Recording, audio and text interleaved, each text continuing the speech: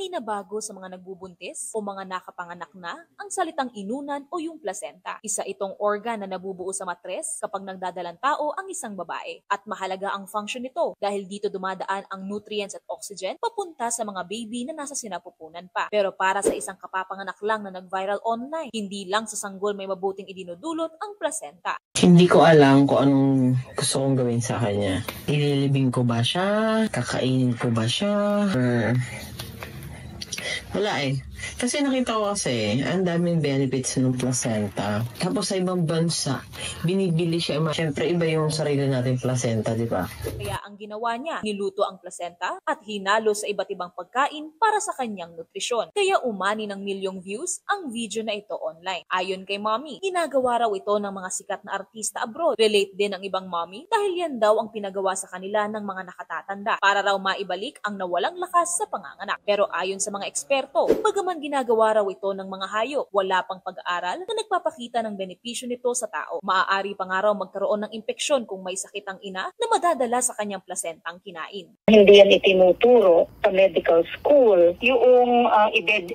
lulutuin mo yung placenta, i-dehydrate mo siya and make it into a capsule. Wala pong studies na ganyan. In fact, mayroong reports, abroad po ito, no, na nagkaroon ng infection, hindi lang yung ina, kung hindi pati yung kanyang baby na pinapasuso dahil umiinom ang ina ng dehydrated and ground placenta dahil nag-pass through the breast milk yung infection. Theoretically daw, hindi rin nakakapagpataas ng milk supply ang pagkain ng sariling placenta dahil mayroon itong hormone na tinatawag na progesterone na maaaring makabawas sa milk production at estrogen na nagpapalapot ng dugo. Delikado rin ang hindi professional na disposal o pagproseso nito. Kung nais daw makapag-recover ng maayos ang mga bagong panganak, healthy lifestyle lang ang kailangan, pagkakaroon ng support system at pagsunod sa payo ng mga doktor. Nagpe-prescribe kami ng mga multivitamins at saka mga iron tablet para mabawi yung iron stores niya at hindi maging anemic. Kasi as we know, pag nanganak ay may nawawalang dugo sa mother. Pag nagpapasuso, nagpe-prescribe din kami ng iron. Yung vitamin C and zinc ay nakakapagpa-hasten ng wound healing. Whether meron siyang tahe, either sa puwerta kung normal delivery or cesarean delivery. Pag-usapan pa natin ang posibleng health risk ng pagkain ng placenta. Kasama si Mobile Journal, Merymon Reyes.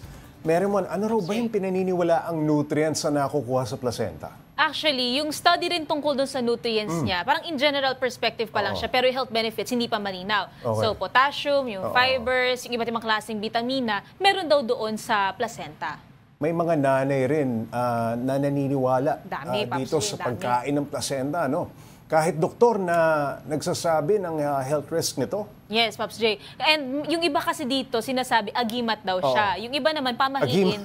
Pag-imat, pinapatago siya, Pops J, para raw yung mga masasamang elemento, hindi rin daw siya baunin mo lang yan. Yes, yung iba pa nga, ilalagay daw sa ilalim ng unan. On another perspective, sinasabi nila, kainin daw yung placenta para bumalik yung nilabas mong lakas, para maging buo ka ulit. Yun yung isa sa tinitignan nila. Sino ba mga nagsasabi niyan? Halo-halo eh. Karamihan sa kanila mga nakatatanda raw. Yung iba kasi pinapasa-pasa lang siya by word of mouth. So iba pamahiin. Yung iba kuro-kuro, kasasabi-sabihan lang naman.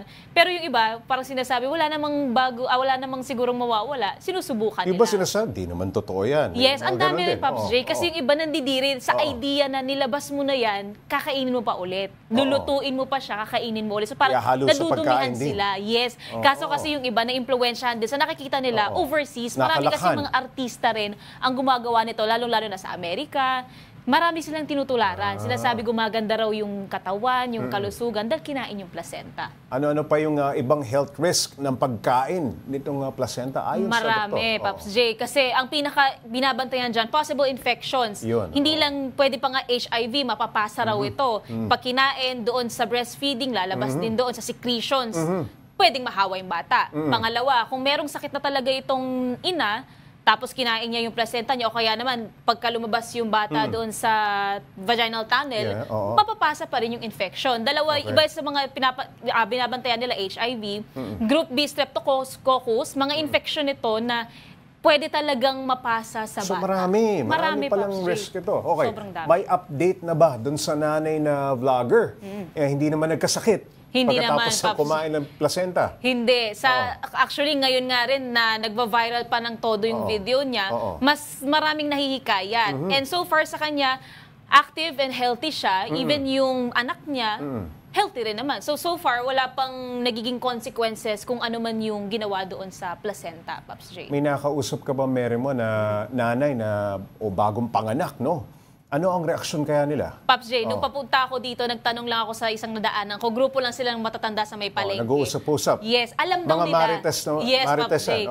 At normal lang sa kanila. Hindi sa kanila bago na, okay, nakain niyang inunan na yan. Talaga po ba? Kasi nga raw, para sa kanila, yung nutrients na nawala, mababalik mo pag kinain mo raw yun. Pero syempre, natatakot sila kasi daw may social media na ngayon. So mas nagiging bukas na yung usapan na, okay, may risks pala to. So para doon sa mga may planong gawin to, seek professional help. O kaya naman, aralin muna ng mabuti kung pwede ba talagang gawin. Alright, maraming salamat. Mobile Journal, Mary Mon Reyes.